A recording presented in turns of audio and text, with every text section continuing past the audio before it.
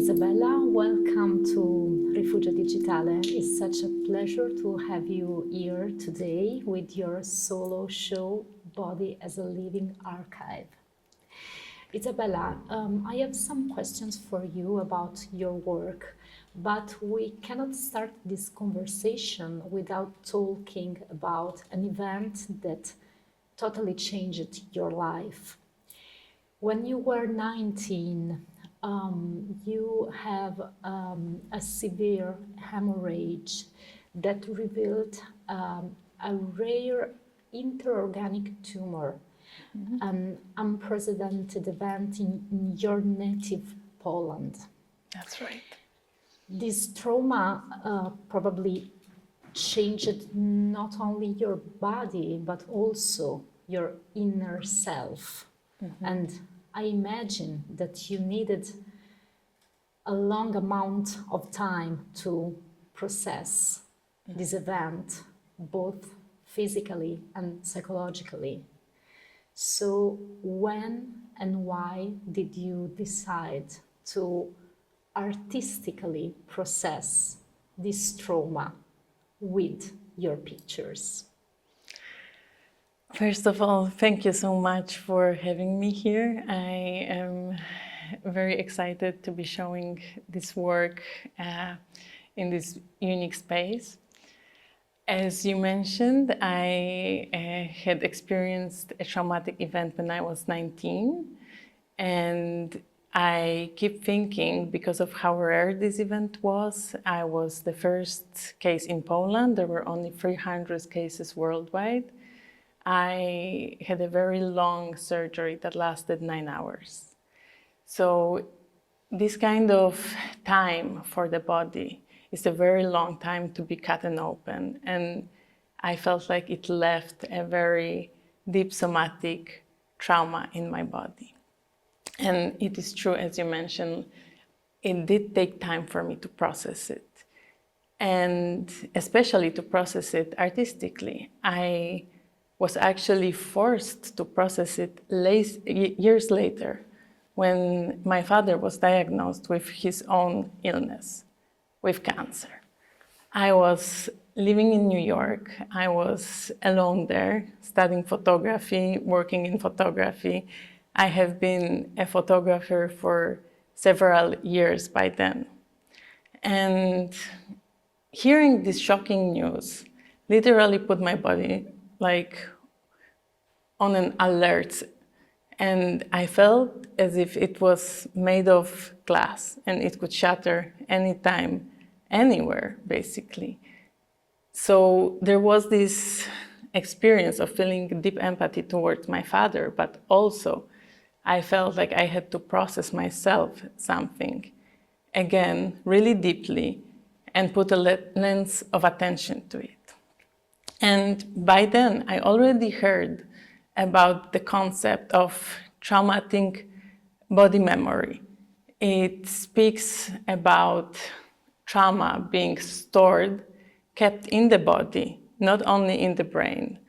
Because, the way trauma works is that we don't only have it in our cognitive system, but we re-experience the trauma in the present from the past.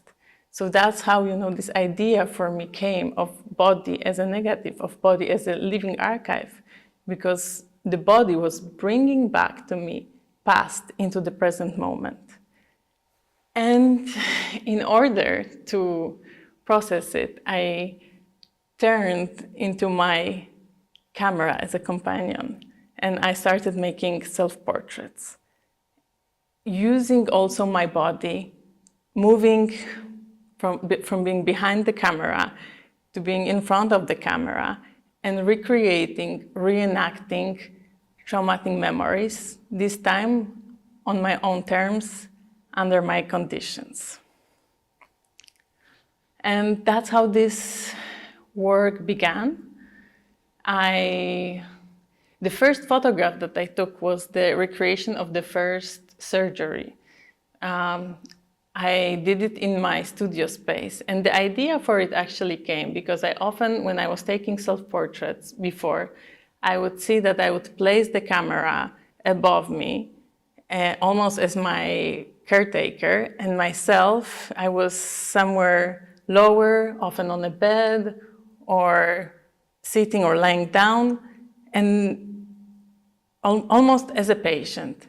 So this relationship, of a camera and me, I thought it was like a hint to really go further and recreate the first surgery. And I was doing it in my studio. I did put a green, which was like a color that referenced for me somehow the fabrics that were in the hospital. I had surgical gloves on my hands. I was holding a novel mirror, and I was familiarizing myself again with my body, with my identity, regaining strength, and also going back to look through the camera at myself. And there was this relation of taking care of myself, being behind the camera, and being vulnerable self in front of the camera, which was very healing. And working on this photograph gave me some kind of closure. And I thought, this is something I could explore more, and I could really recreate and rework my trauma in this phototherapy that I set for myself. Izabela, this exhibition puts together different series corresponding to different stages of your work and of your life. Yet there is a strong sense of continuity between them, just like it was a long visual diary.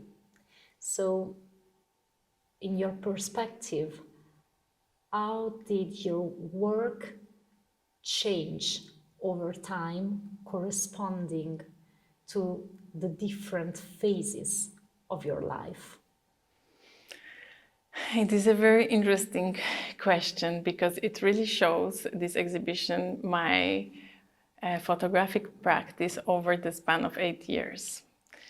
And for me, photography is a form of reflection and of really making sense out of life. So I think, the earliest works that are here come from the time when I would be in New York, and I would be somehow confronting us humans as being mortal, because as an outcome of my life-threatening experience, at a very early age, I was starting to think about this. And nature came as consolation for this idea, feeling that I am a part of something bigger that keeps being alive, even if I'm not there in this form, was always a source of solace for me. So the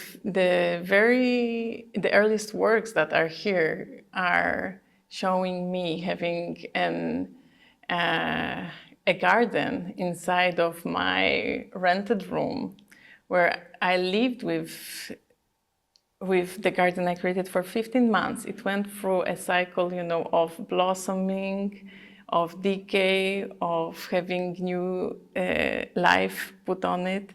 And taking self-portraits with these flowers was making myself equal into something that is so fragile, temporal, mortal, but somehow will live on in different form, in different particles, because there's also plenty of soil in this project where I feel like this transformation of life and death takes place. The second chapter, which we talked about a little bit, is body as a negative, where I really go back to the trauma of my body, and where I do accept the tissue that I'm made from, and I accept, the scars and the trauma that I underwent. And then there is the third chapter, which focuses on what is passed down from a generation to generation. And I was very much already interested in the memory that is passed down vocally and also on not vocally, on this hidden layer of the body, how these messages, histories are going and passing down for generations. And I started it once my father was already, he has passed away. So this started as this reflection. I knew I wanted to have my kids, and in this work, I feel like I am a protector of new cycle of life. Thank you, Izabela. Thank you for sharing with us such personal memories, and thank you for bringing your work here in Rifugio Digitale. Thank you so much for having me here and being able to share my story with you.